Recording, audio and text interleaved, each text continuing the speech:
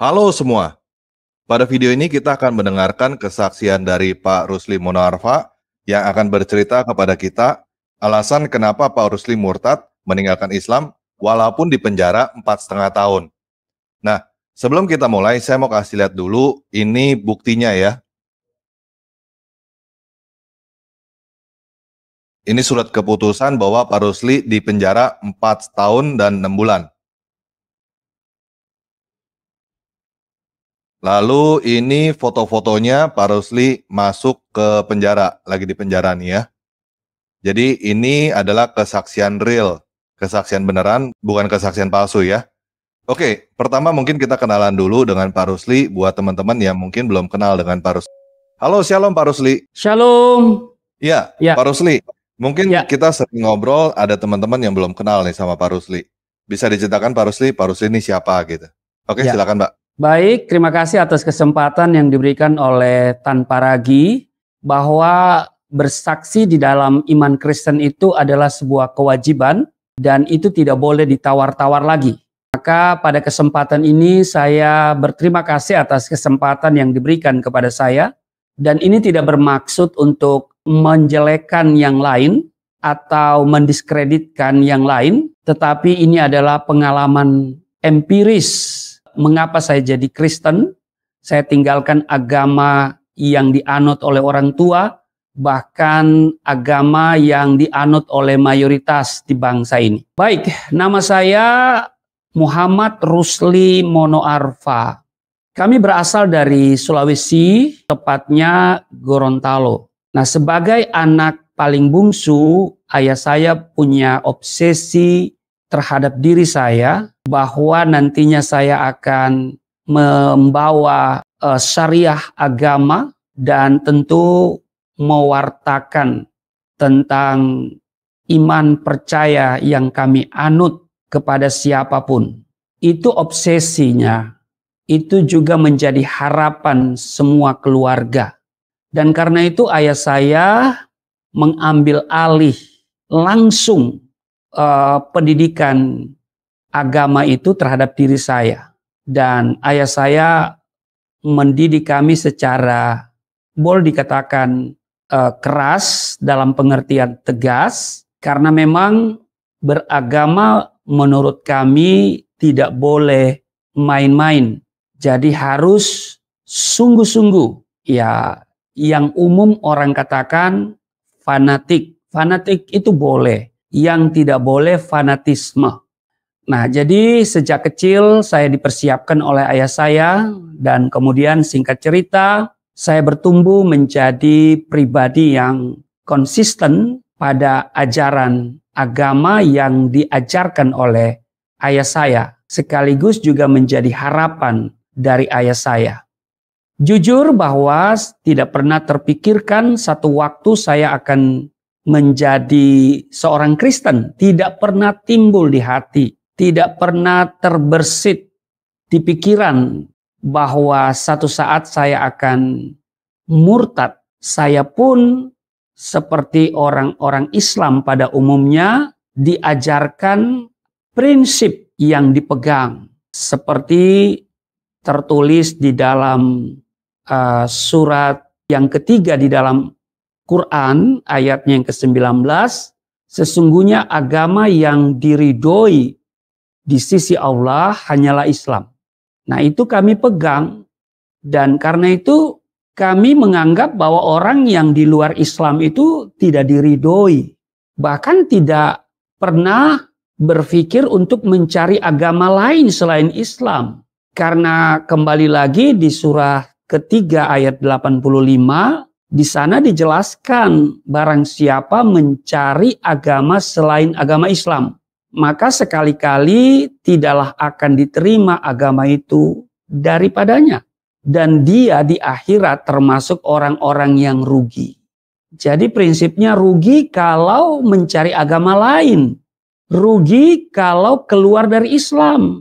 Apalagi dalam konteks Indonesia. Jadi menjadi Kristen itu tidak populer. Yang populer itu kalau jadi mu'alaf. Kalau kita lihat para mu'alaf dengan bebas mereka menuduh Alkitab palsu lah. dan bahwa Alkitab itu bukan firman Allah dan seterusnya dan seterusnya. Ya, kita lihat. Kenapa? Karena orang Kristen tidak akan melaporkannya dan orang Kristen hanya mendoakannya. Jadi tidak pernah ada di dalam hati mencari agama selain Islam. Dan juga di ayatnya yang ke-102 di surat ketiga, Quran surat ketiga itu dikatakan bahwa wala tamutunna illa wa antum muslimun, dan janganlah sekali-kali kamu mati melainkan dalam keadaan beragama Islam. Ini prinsip yang dipegang oleh Islam pada umumnya, dan itu sejak usia dini diajarkan. Nah, sejak dulu ketika jumpa sama orang Kristen, dan ada teman saya namanya Semi Dangawa, itu di SMP Negeri 2 Poso, itu saya suka gugat imannya. Dia adalah anak dari gembala sidang, gereja sidang jemaat Allah. Nah, saya selalu bilang dia kafir. Saya selalu gugat imannya. Allahmu ada 3, Allah Bapa, Allah Anak, Allah Roh Kudus. Lalu engkau bertuhankan manusia namanya Yesus yang digantung di atas kayu salib. Kalau dia Tuhan, kenapa dia harus berteriak, Eli, Eli, lama sabachthani? Kalau dia Tuhan, kenapa dia tidak dapat menyelamatkan dirinya? Nah, ini yang selalu disampaikan. Dan teman saya Semi Dangawa itu tidak bisa menjawab. Dan biasanya dia berkata, ya apapun jawaban saya kamu tidak akan bisa terima. Tapi saya mau berdoa untuk kamu Rusli, biar satu saat kamu akan menemukan kebenaran. Nah, saudara, kalimat itu biasanya kalimat pengunci. Kalau dia sudah berkata begitu, sudah selesai, kita tidak lagi berdebat. Sehingga kayaknya secara manusia saya mustahil bisa jadi Kristen. Kalau Bapak Ibu tanya kepada saya, lalu kenapa hari ini Anda jadi Kristen? Maka jawaban saya yang pertama, saya mau katakan, itu bukan keinginan saya. Sebab itu, apa yang tertulis di dalam Alkitab Yohanes pasal 15, ayatnya yang ke-16, bukan kamu yang memilih aku, tetapi akulah yang memilih kamu. Ini benar. Secara akal sehat mungkin kita akan menolak Yesus dengan alasan-alasan tadi. Yang sesungguhnya setelah saya jadi Kristen, ternyata saya menertawakan diri saya sendiri. Kenapa? Karena saya gagal paham. Saya gagal memahami iman Kristen. Bahwa orang Kristen itu punya Allah 3. Padahal orang Kristen itu tidak pernah membayangkan bahwa Allahnya itu ada 3. Jadi saya mau tegaskan bahwa orang Kristen itu tidak seprimitif yang saya bayangkan gitu kan. Lah jadi saya menertawakan diri saya sendiri. Dan saya katakan betapa bodohnya saya kan. Menganggap orang Kristen punya Allah itu ada 3. Kenapa? Ya karena kekristenan itu lahir dari tradisi Yahudi. Nah, bangsa Yahudi itu sangat berpegang teguh pada monoteisme. Dan setelah saya baca juga di Alkitab, misalnya di Ulangan pasal 6 ayat 4, yang juga diulangi di dalam Markus pasal 12 ayat 29, dengarlah hai orang Israel, Tuhan itu Allah kita. Tuhan itu Esa. Lalu kenapa ada Allah Tritunggal? Perlu belajar. Jadi yang pertama itu bukan keinginan saya. Yang kedua saya mau katakan kenapa saya hari ini mau jadi Kristen. Mau disebut sebagai seorang yang murtad atau murtadin. Dan orang selalu berkata kafir. Ya saya mau katakan dengan jujur bahwa saya menemukan hidayah. Kok hidayah? Lah iya, hidayah itu kan petunjuk. Saya menemukan petunjuk. Petunjuk apa? Petunjuk jalan keselamatan. Karena dulu saya selalu berdoa. Bahwa kerinduan saya supaya saya menemukan jalan yang lurus, jalan yang menuju kepada keselamatan hidup kekal. Bahwa semua orang butuh surga. Saya menemukan hidayah dan petunjuk itu saya dapat di dalam Alkitab. Injil Yohanes pasal 14 ayat 6. Akulah jalan, kebenaran dan hidup. Kata Yesus. Tidak seorang pun yang datang kepada Bapa. Bapa itu di mana? Bapa itu di surga. Jadi di sini Yesus mau menegaskan, tidak seorang pun yang datang ke surga kalau tidak melalui aku. Kata Yesus loh. Akulah jalan dan kebenaran dan hidup. Tidak ada seorang pun yang datang kepada Bapa kalau tidak melalui aku. Jadi dengar baik, di sini Yesus memberikan ketegasan bahwa hanya melalui dia orang bisa sampai ke surga. Dan dia menutup kemungkinan bagi orang lain sebagai jalan ke surga. Ya kecuali surganya berbeda. Karena kalau kita baca secara lengkap Yohanes 14 ini bicara tentang rumah Bapa. Janganlah gelisah hatimu. Orang itu gelisah. Kenapa? Orang banyak dilanda kegelisahan. Bukan hanya persoalan hidup yang berhubungan dengan kedagingan. Tetapi banyak orang hari ini mengalami kegelisahan. Termasuk saya juga waktu itu. Ya soal jalan ke surga. Kenapa? Karena untuk masuk surga itu bukan jaminan orang pintar. Karena apa yang pintar menurut dunia ini dianggap sebuah kebodohan bagi surga. Ya, ada ayatnya itu. Hikmat yang benar ya kalau saudara baca di sana ya. Dikatakan di ayat 14, tetapi manusia duniawi tidak menerima apa yang berasal dari roh Allah. Karena hal itu baginya adalah suatu kebodohan. Dan ia tidak dapat memahaminya sebab hal itu hanya dapat dinilai secara rohani. Jadi kita ini mungkin dianggap bodoh karena keluar dari Islam dan bisa menerima Yesus sebagai Tuhan dan Juru Selamat. Nah, saya bilang yang pertama tadi bukan keinginan saya. Ya, itu keinginan Tuhan Yesus. Dan yang kedua saya menemukan hidayah setelah saya membaca Alkitab. Dan untuk membaca Alkitab ini juga tidak mudah bagi saya. Saya harus mengumpulkan keberanian. Dan Alkitab harus dibaca yang seperti ini. Ya, kalau sekarang ini kan bisa di-download, ya kita baca di tempat kita sendirian, di tempat tersembunyi. Saya ini baru berani baca Alkitab setelah saya menemukan alasan. Alasan yang pertama kenapa saya harus baca Alkitab. Ya karena apa? Di dalam rukun iman yang ketiga. Yang pertama percaya kepada Allah, yang kedua percaya kepada malaikat, yang ketiga percaya kepada kitab yang pernah diturunkan oleh Allah, yaitu Taurat, Zabur, dan Injil. Hanya saja kami tidak dianjurkan untuk membaca. Jadi percaya tapi tidak dianjurkan untuk membaca. Saya baru berani baca, punya keberanian baca Alkitab itu didasari pada rukun iman yang ketiga.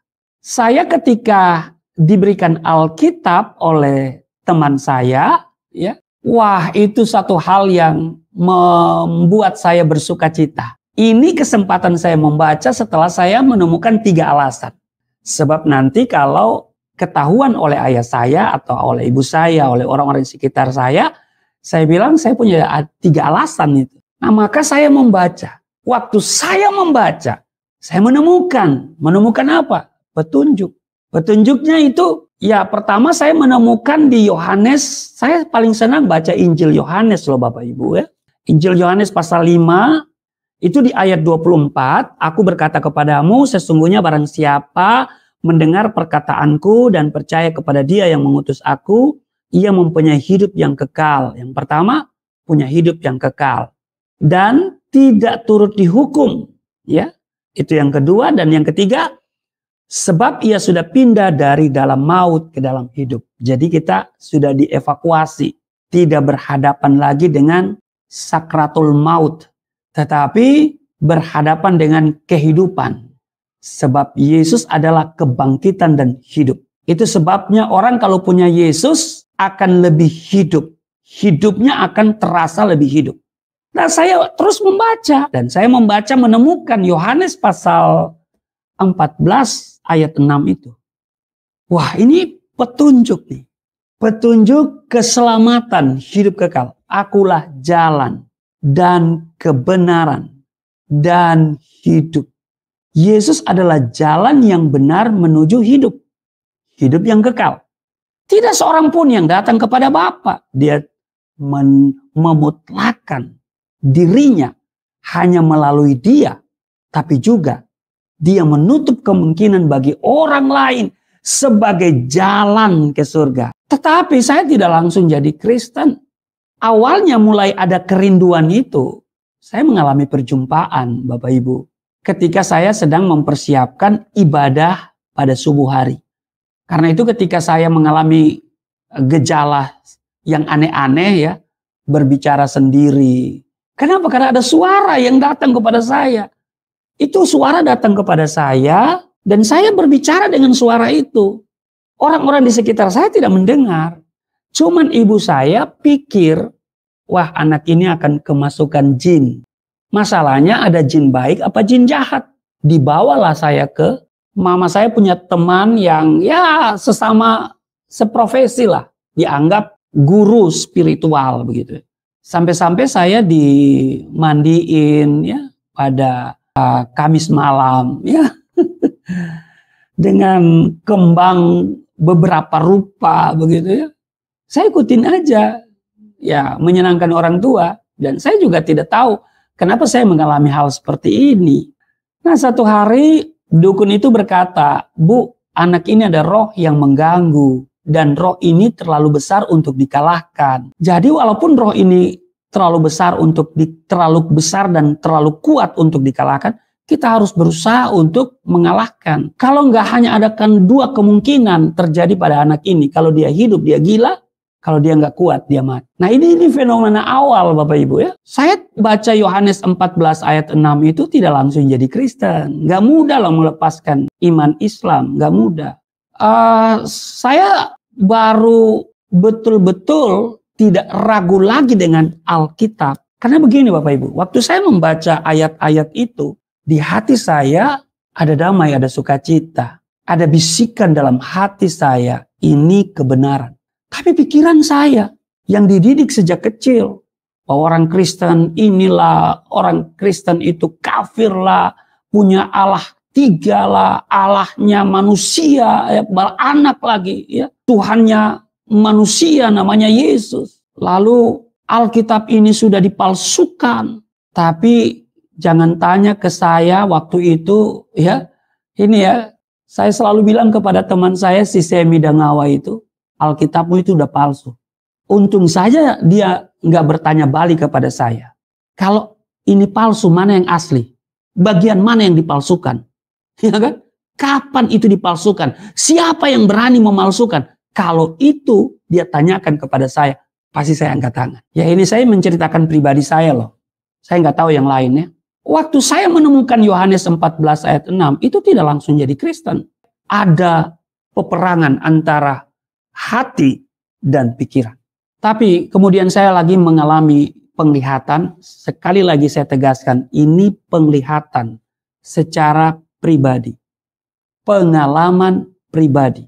Kalau mau percaya silakan, tidak percaya juga tidak apa-apa. Tapi lihat, ini yang merubah seluruh konsep bahkan kehidupan saya. Di tengah peperangan itu antara batin, hati, dan pikiran.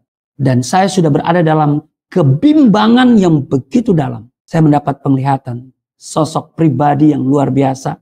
Yang pernah datang kepada saya sedang mempersiapkan ibadah subuh hari. Pada subuh hari itu datang kembali. Saya tidak bisa menatap mukanya.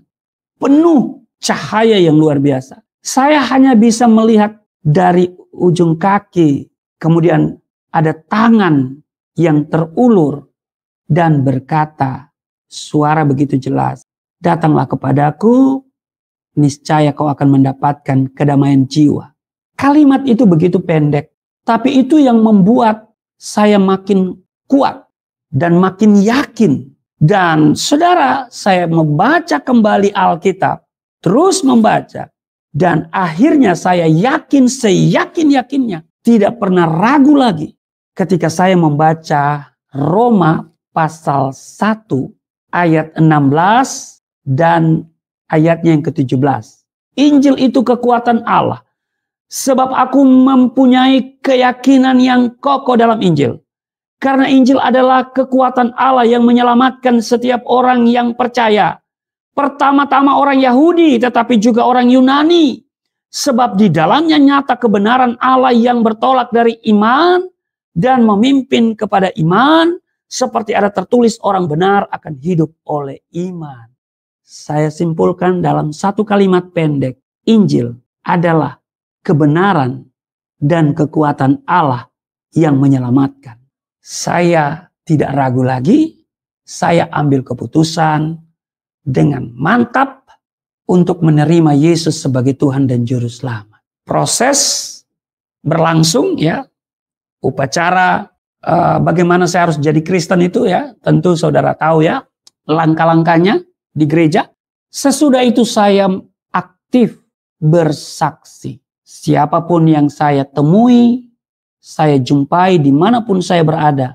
Intinya saya berkata, Yesus adalah Tuhan dan Juru Selamat. Bahwa di luar Yesus tidak ada jaminan keselamatan. Bahwa saya tidak bisa menyelamatkan atau masuk surga dengan amal perbuatan baik saya. Saya juga ragu. Kenapa? Karena tidak punya standar berapa banyak yang harus saya lakukan.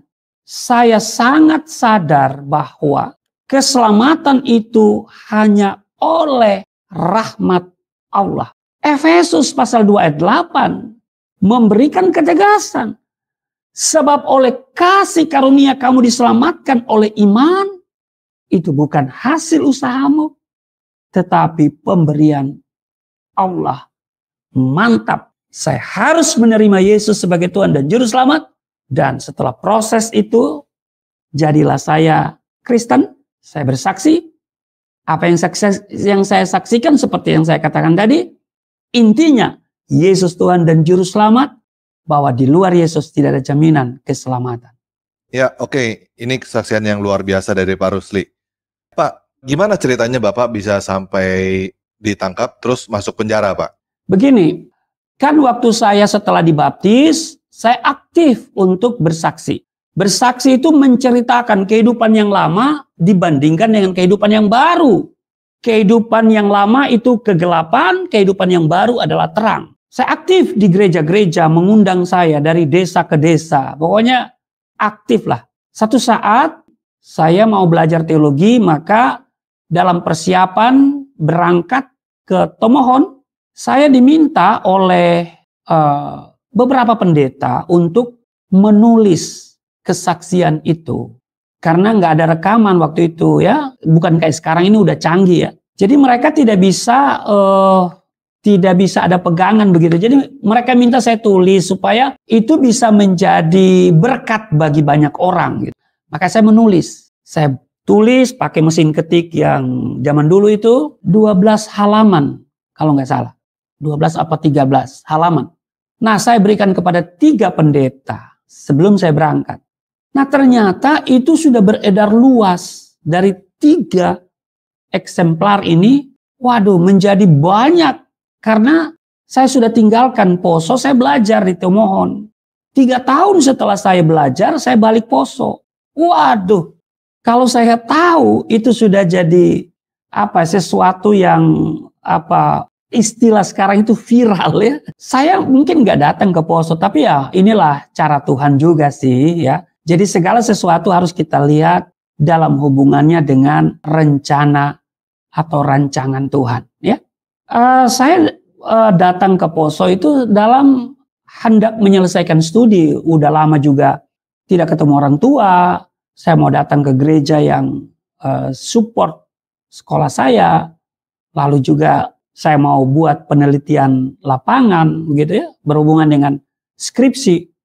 Ternyata saya datang hari pertama 1 Juli ya, pada saat itu juga ada pergantian Kapolres. Dari seorang Kapolres Manado, dalam hal ini Kristen, digantikan oleh seorang yang dari Jawa Barat, tentu Muslim. Dan Kapolres itu waktu saya sudah dipanggil gitu ya, Kapolres itu bilang, laporan pertama pada saat saya menerima serah terima jabatan adalah ini. Kamu tahu ini? Dia perlihatkan kepada saya. Wah iya, ini tulisan saya lah. Ini yang menjadi masalah. Lagian dia bilang, Anda menulis ini tidak mencantumkan khusus untuk kalangan sendiri. Padahal Kapolres baca itu tidak ada hal sebetulnya yang bisa menjerat saya dengan pasal 156A. Kapolres itu walaupun dia orang Muslim tapi dia baik loh dengan saya. Dia bilang, oke, kan ada, saya tanggapi laporan ini. Ya, saya tanggapi laporan ini dan kan aturan hukum ada tindakan persuasif, peringatan. Jadi tindakan peringatan dulu. Kalau Anda tidak mengindahkan peringatan, baru akan diproses secara hukum. Maka waktu itu saya belum ditahan ya, masih diamankan. Karena begini, waktu saya melayani sebuah ibadah kebaktian kebangunan rohani, khusus untuk pemuda, ternyata ada aksi yang dibuat oleh oknum, ya, ormas begitu. Nah, karena ada aksi berarti saya dianggap pemicu. Maka setelah saya selesai melayani khotbah KKR itu, polisi udah ada di tempat saya nginap, lalu kemudian mengatakan kami bawa dulu Anda ke Polres untuk ditanyain beberapa hal dan catatan penting untuk pengamanan. Ya, dia udah kasih tahu nih di luar sana seperti ini. Malam itu saya tidur di Polres karena hari Minggu, ya kan? Besok Senin baru saya ketemu Kapolres. Jadi Kapolres bilang bahwa saya akan lepaskan kamu. Kamu kan berada di Manado, ya, di apa namanya, di Tomohon. Ya Pak, saya mau balik aja ke Tomohon karena saya studi. Oke, saya akan limpahkan kamu ke Polda. Waktu itu Polda itu Sulawesi Utara dan Sulawesi Tengah. Jadi alasannya saya dilimpahkan ke Polda Suluteng ya dulu waktu itu ya, tahun 92. Jadi Poldanya itu Sulawesi Utara dan Tengah. Poldanya ada di Manado, Sulawesi Utara. Dalam persiapan untuk berangkat, saya ditelepon dari Kodim. Sebelum Anda berangkat, Anda diundang ke sini dulu. Waktu itu saya setelah Kapolres memberikan keputusan begitu, saya tidak tinggal tidur lagi di Polres, saya tidurnya di pastori, di rumah pendeta. Nah, dalam persiapan saya ditelepon karena mereka tahu saya ada di pastori itu. Saya ditelepon lalu dikatakan bahwa sebelum Anda berangkat, Anda datang ke sini dulu ke Kodim, ada nasihat, ada petunjuk-petunjuk gitu. Oke, saya nggak ada curiga apa-apa. Saya datang dengan enteng aja saya datang. Tapi setelah di sana, tahu nggak yang terjadi? Saya diteror, saya diintimidasi. Saya disuruh mengaku sesuatu bukan saya lakukan. Hal yang tidak saya lakukan. Saya disuruh mengaku. Oh, tentu saya tidak mau. Dan di belakang saya itu ada bunyi kegaduhan begitu ya. Bunyi apa gitu. Membuat saya jadi tegang begitu.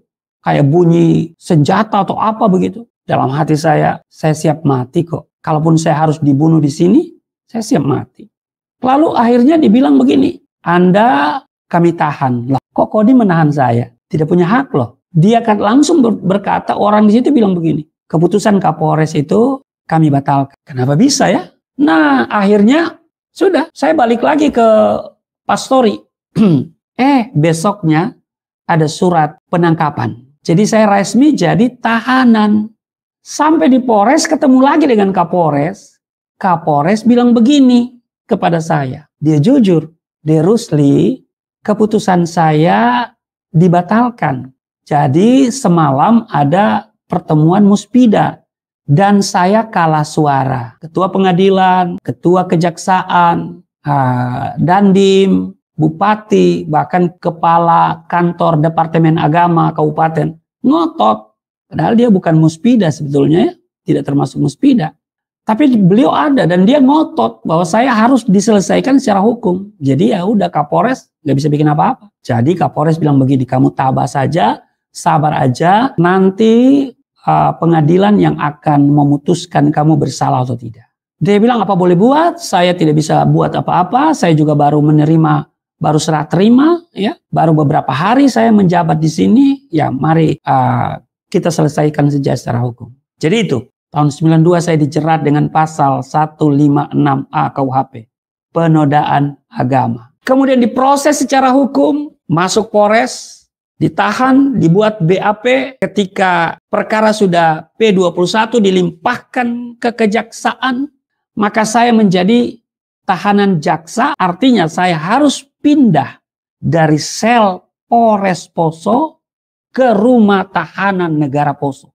Nah, Bapak Ibu, waktu saya di sel Polres Poso, saya tidak pernah disakiti. Sebab Kapolres yang notabene adalah seorang Muslim yang taat, dia sangat bersahabat dengan saya. Dia memberikan perlindungan kepada saya. Dan dia selalu kontrol saya.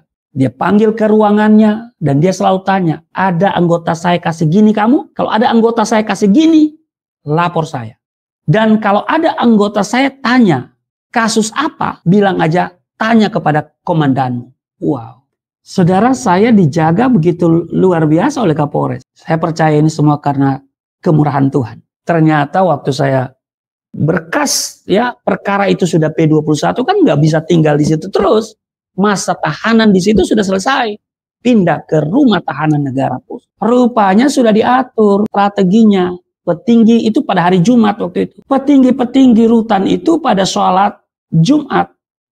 Sipir yang menjaga waktu itu. Tahanan dan narapidana sudah dikunci di dalam kamarnya. Saya diantar masuk dan pada saat itulah saya dianiaya. Sekali lagi saya tegaskan, dianiaya. Ditendang dengan laras oleh para sipir. Dua sipir itu yang saya katakan algojo. Yang satu badannya kekar, dia tinju di muka saya, disuruh buka kacamata, ditinju di bagian pelipis, saya ditendang. Bayangkan, berat badan saya itu hanya 47 kg. Ditendang, itu terlempar. Setiap kali tendangan saya hanya berkata haleluya. Setiap kali ada tinju yang melayang di bagian kepala saya hanya berkata, Yesus. Paling tidak enak itu ditinju dari belakang. Kalau dari depan, kita bisa siap-siap gitu. Tapi dari belakang, saya dipukul, dianiaya. Dipukul istilah orang Manado, bangka, bengko, bong. Proses berlangsung, pada akhirnya saya dituntut oleh jaksa penuntut umum 4 tahun pidana penjara. Ancaman maksimal dari pasal 156A KUHP itu 5 tahun pidana penjara. Tuntutan 4 tahun berarti itu sudah boleh dikatakan ya maksimal. Karena ancamannya kan 5 tahun. Sebelum putusan, saya dipersilakan membaca pidato pembelaan. Pidato pembelaan ini kesempatan bagi saya. Ada 2 bagian. Dari tim penasihat hukum, tentu berdasarkan kemampuan hukum yang mereka punya. Dan ada bagian saya berdasarkan kemampuan berteologi Alkitabiah. Dari saya buat dengan tema Yesus Tuhan dan Juru Selamat. Di luar Yesus tidak ada jaminan keselamatan. Itu temanya. Itu pengunjung sidang pun 5.000. Saksi hidup masih ada hari ini. Ya, ada banyak ya. Kalau saya sebut salah satu hamba Tuhan, pasti dikenal itu ya. Jadi hamba Tuhan itu juga dulu masih Muslim ya. Dia datang ke pengadilan, waktu itu masih sekolah SMA, dan dia datang dengan emosi, mau lempar saya dengan batu. Tapi kemudian ditangkap Tuhan dia ya. Hari ini jadi hamba Tuhan yang luar biasa. Nah, jadi ini kesempatan bagi saya untuk membacakan pidato pembelaan yang temanya Yesus Tuhan dan Juru Selamat. Bahwa di luar Yesus tidak ada jaminan keselamatan di hadapan kurang lebih 5.000 pengunjung sidang yang 99% dipastikan non-Kristen. Di akhir pidato saya menyatakan sikap, putus tali tempat bergantung, hancur bumi tempat berpijak, keputusanku satu, mengikut Yesus untuk selama-lamanya. Putusannya 4 tahun dan 6 bulan. Nah tadi putusan sudah diperlihatkan oleh Tan Paragi. 4 tahun 6 bulan. Jadi 6 bulan lebih berat dari tuntutan jaksa. Ya ini dia. Itu surat putusan yang dibacakan oleh Majelis Hakim Pengadilan Negeri Poso tahun 93 gitu, ya. Menjatuhkan pidana penjara 4 tahun dan 6 bulan. Ya. Saya nyatakan banding. Tujuan saya mau bersaksi juga. Karena tentu memori banding lagi-lagi berdasarkan pidato pembelaan itu. Putusannya menguatkan putusan Pengadilan Negeri Poso. Ada jalur bersaksi lagi, yaitu kasasi. Iya, memori kasasi tentu berdasarkan pembelaan itu juga. Temanya sama, Yesus Tuhan dan Juru Selamat. Di luar Yesus nggak ada jaminan keselamatan. Putusannya menolak permohonan kasasi. Ya, pengkhotbah 3 ayat 16. Ini yang menguatkan saya. Ada lagi yang kulihat di bawah matahari, di tempat pengadilan. Di situ pun terdapat ketidakadilan. Di tempat keadilan, di situ pun terdapat ketidakadilan. Hari-hari di penjara saya jalani dengan penuh syukur, sukacita, dan sabar. Syukur, sukacita, dan sabar. 3S, kunci sukses hidup di penjara. Ya, mungkin, ya inilah, ya foto-foto. Saya menjalani 2 tempat. Di Rumah Tahanan Negara Poso, lalu kemudian dipindahkan ke lembaga pemasyarakatan yang ada di Tuminting di Manado. Jadi 4,5 tahun ya Pak? Ini udah kayak kuliah ya Pak? Udah lulus Pak? Malah kalau kuliah udah S2. Ya, jadi saya menyelesaikan kuliah hukum ya. Kuliah hukum sebagai orang hukuman ya. Ya, saya yang pakai jas itu, yang pakai dasi kupu-kupu itu ya. Itu di dalam penjara itu ya, waktu Natal ya.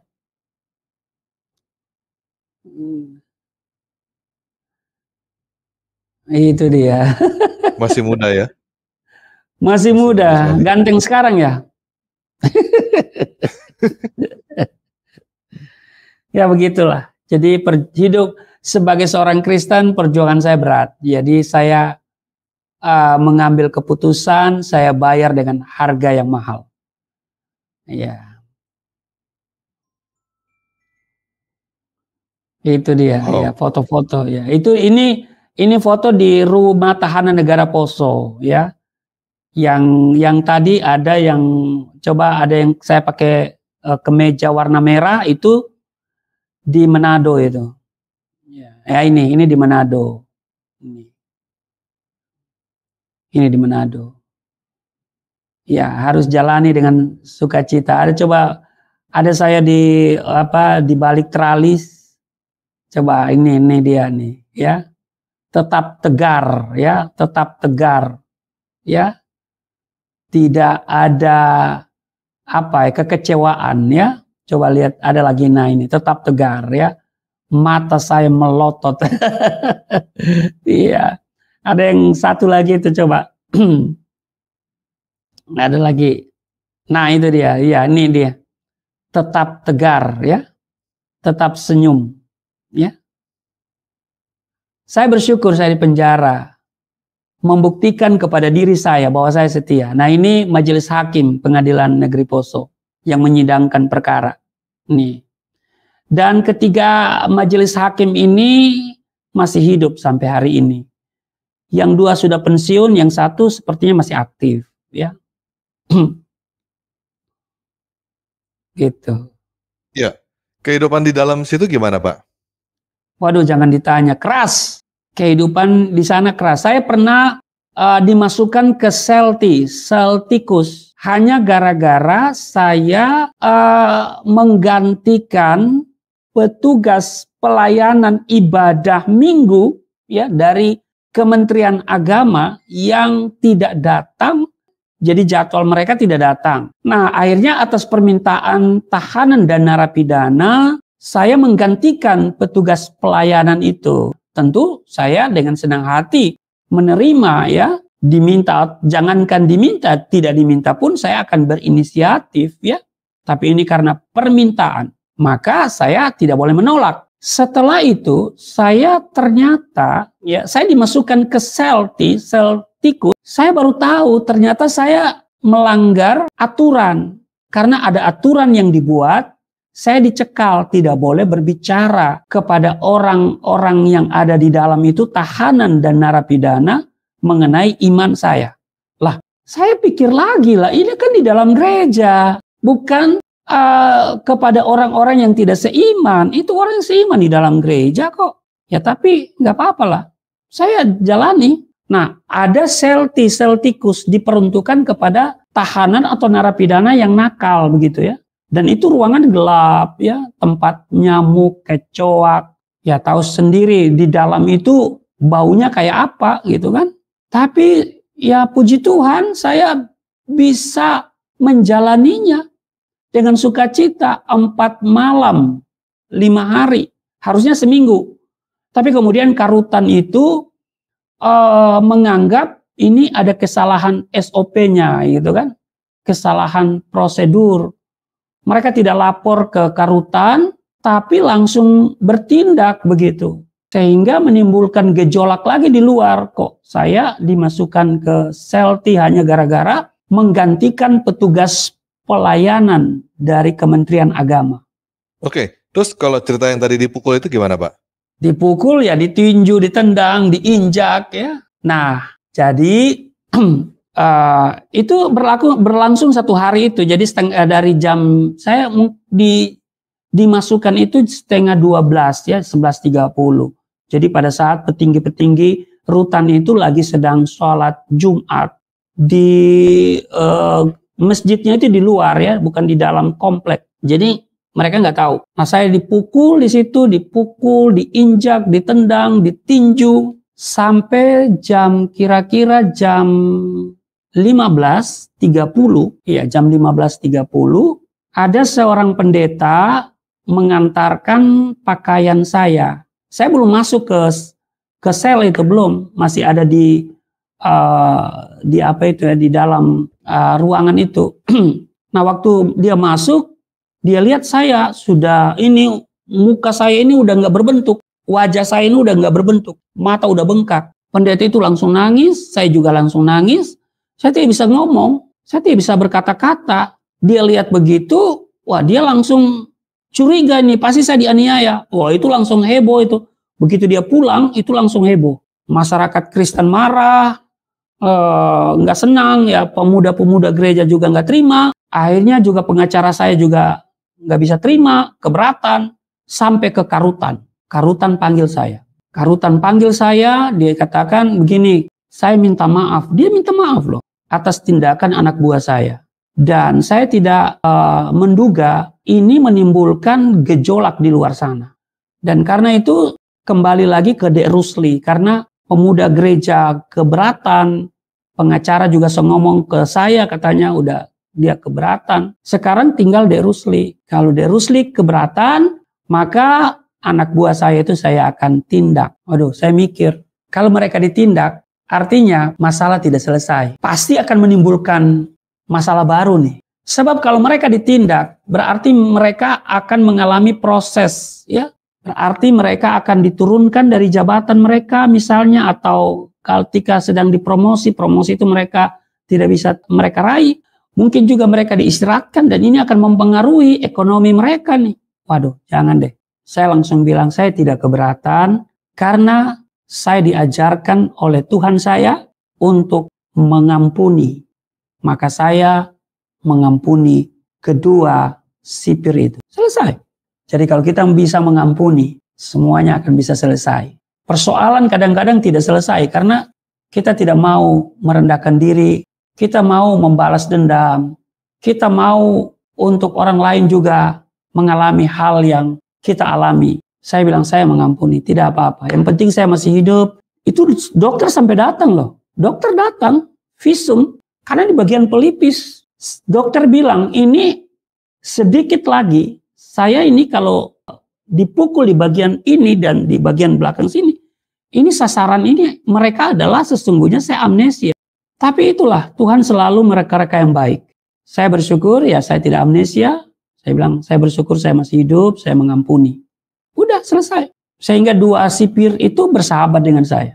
Demikian. Jadi kesimpulannya Pak Rusli ini dipenjara karena apa, Pak? Kesalahannya apa, Pak? Karena itu kesaksian. Kesaksian Karena itu kesaksian itu. dianggap menodai agama Islam gitu loh. Di bagian mananya tahu gak, Pak? Ada beberapa poin ya. Nah, setelah keluar, terus Bapak kesaksian lagi. Apakah Bapak nggak kapok, Pak? Nggak pernah kapok ikut Yesus. Walaupun saya dibully, diintimidasi, diancam, Tuhan proses juga soal ekonomi yang morat-marit. Sampai-sampai saya tidak bisa beli susu untuk anak saya. Setiap kali anak saya yang kedua minta susu, saya kasih teh. Dan saya bilang ini susu merah. Dia minum juga. Tapi lama-lama dia bilang, Pak, bosan dengan susu merah, minta susu putih, susu coklat. Kami hanya bisa nangis. Istri saya sempat protes juga. Kita besok mau makan apa? Kami ini hidup hanya kemurahan Tuhan. Waktu saya ambil keputusan ikut Yesus itu saya sempat menggelandang. Jadi gelandangan bro, tanpa ragi sebelum saya dibaptis. Karena kalau saya mau datang ke rumah, ribut. Ayah saya itu marah sekali. Dia bahkan melepaskan perlindungan kepada saya. Dia bilang kalau ketemu anak saya silakan kalian bunuh aja dia.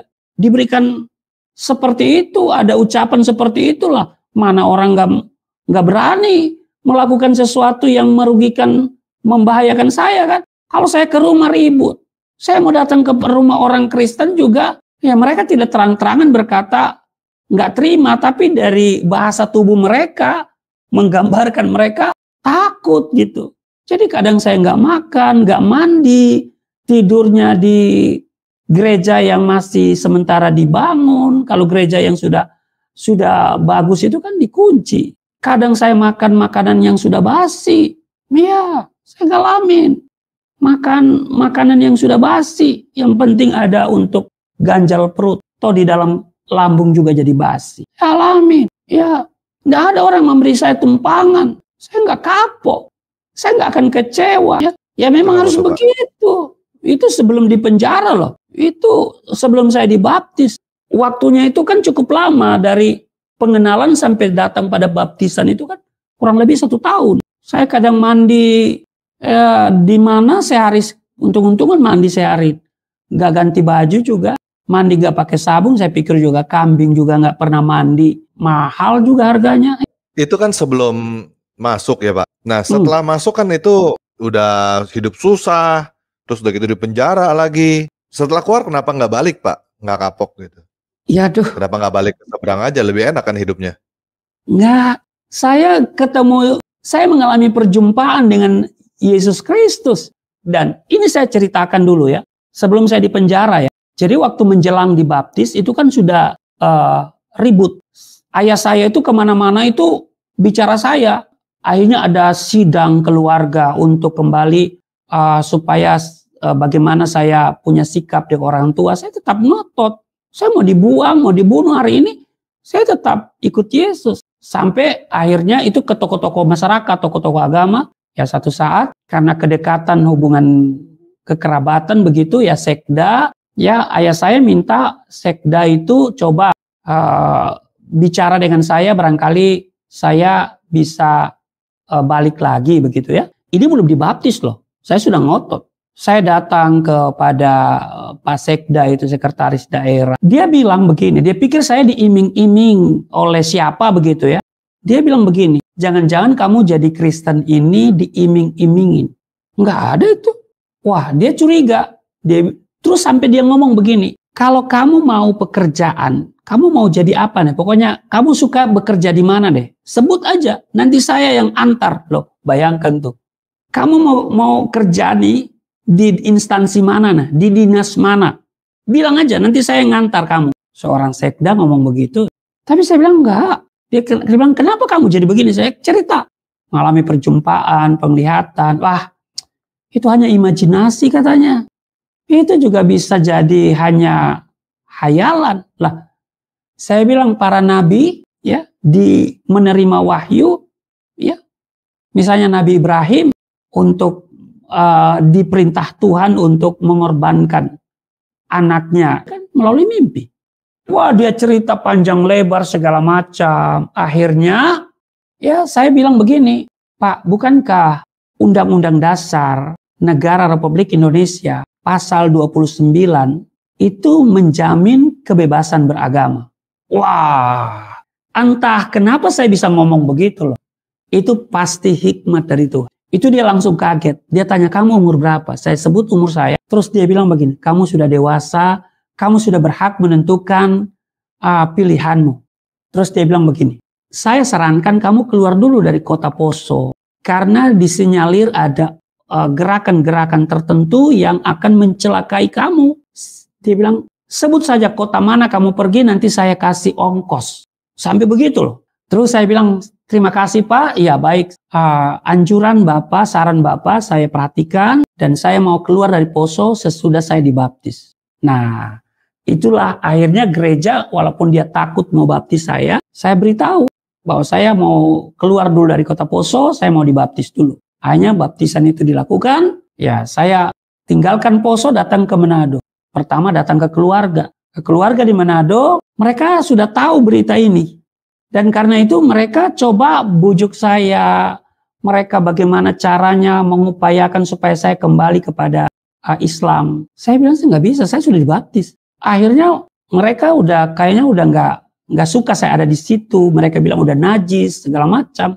Dalam mimpi saya disuruh meninggalkan rumah itu. Kemana? Pokoknya saya jalan aja. Ya udah besok pagi saya berkemas, saya ambil kantong kresek. Uang di kantong saya 25 rupiah. Saya jalan, mau kemana ini? Cari gereja terdekat. Datanglah saya ke gereja sentrum, Gemim Sentrum di Manado. Kebetulan di situ ada PGI wilayah. Jadi PGI wilayah, kalau hari ini namanya Sinode Am. PGI wilayah di gereja sentrum itu dulu, ya gereja sentrum yang dulu itu di lantai 2. Hanya saya dipersilakan naik ke lantai 2, didengarkan kesaksian saya, akhirnya ketua PGI wilayah itu, Sinode Am itu, ambil keputusan bahwa saya diserahkan ke jemaat Gemim Sentrum. Itu keputusan mereka. Maka saya dibawalah ketemu dengan pendeta jemaat di situ, ketua jemaat Gemim Sentrum. Itu ibu pendeta, sudah almarhum hari ini. Dia itu nggak mau terima, dia keberatan waktu dia minta saya punya KTP, keterangan di KTP Muslim. Loh ini kamu punya KTP Muslim. Loh saya bilang, Bu, KTP itu dibuat jauh sebelum saya menjadi Kristen. Waduh, dia nggak mau juga. Bla bla bla, alasan segala macam, dia cuekin. Akhirnya sudah saya diambil oleh salah seorang pemuda, tinggal di rumahnya. Kalau saya mau kecewa, saya bisa kecewa loh. Potensi kecewa itu ada. Atas saran daripada pemuda itu, coba kamu ke Gemim Kristus, Gereja Kristus yang ada di Boulevard. Saya datang ke sana. Hari Minggu, pendeta Irawan yang khotbah, gembala jemaat di situ atau ketua jemaat di situ. Teman-teman pemuda itu bilang di situ ada kursus Alkitab, jadi barangkali kamu bisa belajar Alkitab di situ lebih dalam. Udah, saya datang. Saya dengar khotbahnya tentang kasih, bagus sekali. Ada harapan di dalam hati saya, pendeta ini bisa memberi tumpangan kepada saya dan bisa, mudah-mudahan bisa terima saya. Ya barangkali bisa tinggal di gereja kah, ya mungkin bisa bersih-bersih toilet kah, ya kan, apa saja. Dan yang paling penting saya mau belajar Alkitab. Tapi ketika saya temui beliau di konsistori, di kantornya, dia menolak saya. Padahal saya sudah ceritakan. Dia menolak saya dengan alasan bahwa di Manado hidup keras. Dan dia memberikan saya uang 1.000 rupiah. 1.000 rupiah memang sudah cukup untuk naik angkot. Tahu nggak, turun dari lantai 2 sampai keluar dari gedung gereja itu, saya kehilangan keseimbangan. Sampai-sampai saya waktu keluar ke jalan hampir ditabrak mobil. Saya baru sadar ada mobil yang klatsun. Saya sudah di depan. Karena saya sudah kehilangan keseimbangan. Saya tidak menduga kalau pendeta ini menolak saya. Tapi kemudian saya dikuatkan lagi dalam berjalan tunggu angkot. Ada suara yang begitu jelas di dalam hati saya. Jangan lihat pendeta, Jangan lihat gereja, lihat aku. Wow, saya kuat. Terkatung-katung hidup di Manado. Ya, teman pemuda ini masih hidup beliau ya. Memberikan saya tumpangan, tidur sama dia, ya numpang makan di situ. Akhirnya keputusan daripada Gemim Sentrum, saya harus pulang ke Poso. Dengan alasan pertimbangan, hidup di Manado tidak gampang. Gereja tidak mau memberi tumpangan kepada saya. Berapa sih saya makan? Kalau saya makan sehari sekali cukup saja. Saya pernah puasa kok. Padahal saya kan bisa diberdayakan di situ. Tukang pel gereja, barangkali saya tidak layak pel gereja, terlalu kudus ruangan gereja. Sudah saya bersihin toilet aja. Kalaupun saya tidak ada tempat untuk saya tidur, tidak usah tidur dalam gereja, tidur di depan toilet juga saya mau. Saya bisa kecewa. Belum lagi masuk penjara ya. Pulang Poso ribut lagi. Nah, itu dia. Akhirnya setelah berapa lama di Poso, nah itu yang saya katakan, saya belajar di teologi Ukit Tomohon. Potensi kecewa itu ada. Tapi saya tidak mau kecewa. Saya nggak mau ada kepahitan dalam hati saya. Seperti saya lihat ada mu'alaf yang penuh dengan kepahitan.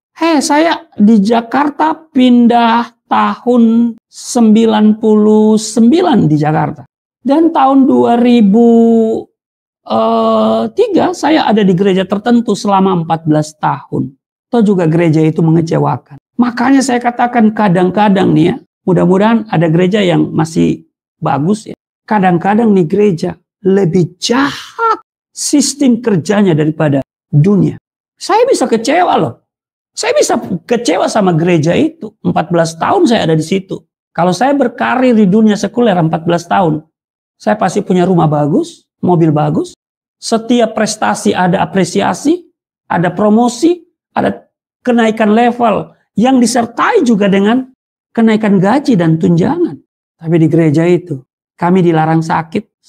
Gereja tidak mau mengeluarkan diakoni. Sehingga rumah saya sampai hari ini, orang teriak rumah babi, bocor-bocor lagi. Ukuran 36, tipe 36, dihuni oleh 7 orang. Saya, istri, dan 5 orang anak. Toiletnya cuma 1. Kalau hujan, kami menderita, bocor. Tapi apa? Tetap sukacita. Oke Pak, tadi Bapak cerita rumahnya 36 dihuni oleh 7 orang, Bapak, istri, sama 5 orang anak. Betul. Terus bocor-bocor. Sekarang kondisi keluarga gimana Pak? Ya, alhamdulillah, puji Tuhan. Anak-anak saya bersekolah, masih usia sekolah. Oke. Ya, sekian video kali ini. Yesus Kristus memberkati kita semua. Thank you Pak Rusli. Ya, thank you. Tuhan berkati. Tuhan Yesus berkati. Ya, shalom.